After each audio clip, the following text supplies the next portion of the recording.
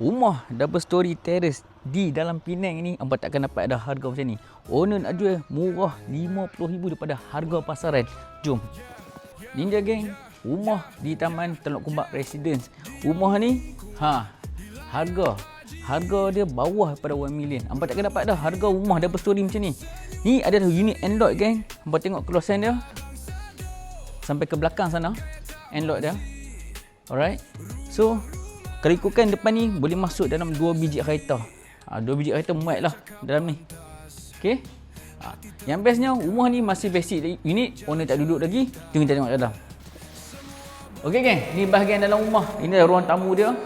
Konsep rumah ni merupakan konsep open facing ataupun open house.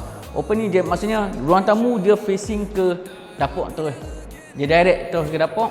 Alright. So rumah ni masih basic. Memang hampa kena buat, hampa kena touch up dan hampa kena repair balik lah sikit. Sebab owner tak pernah duduk sini. Dan sini bahagian kitchen dia. Memang basic, hampa kena buat balik. Okay, ni hujung ni bahagian laundry area dia. Okay, dan tu toilet.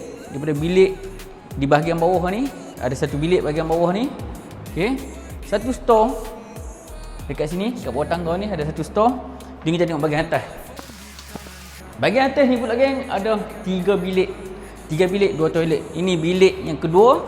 Okey, bilik kedua ni just nice, boleh masuk double bed pun muat ni masuk bilik ni. Ada satu toilet. Satu toilet kat sini. Dia join dengan bilik di sana. Okay, ini bilik ketiga.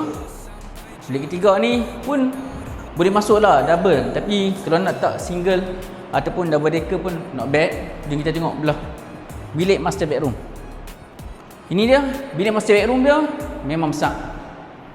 Master bedroom dia memang besar. Memang luas. Hampa nak tak king bed size pun memang muat. Dan sini, sini dia punya balcony. Balcony dia hampa boleh buka, hampa boleh extend macam rumah sebelah tu. Buat awning sikit, memang nice. Hampa tempat lepak petang-petang. Dan satu toilet di dalam master bedroom. Toilet dia memang besar. Itu master bedroom ni. Memang nice style dia. Jadi geng, rumah ni untuk siapa? Rumah ni sesuai untuk yang berkeluarga besar, yang cari rumah family. Tempat di mana? Teluk Kumbak. Hampa takkan dapat harga macam ni dalam Penang ni lah. Sebab apa? Owner nak jual bawah 800,000. Harga dia 720,000 masih boleh nego. Jadi geng, harga ni memang mampu milik. Hampa cari kat Penang at least 1 million. Ni double story terrace ni, 4 bilik, 3 toilet. Halo abang saudara tanah, kita kontak sampai jadi.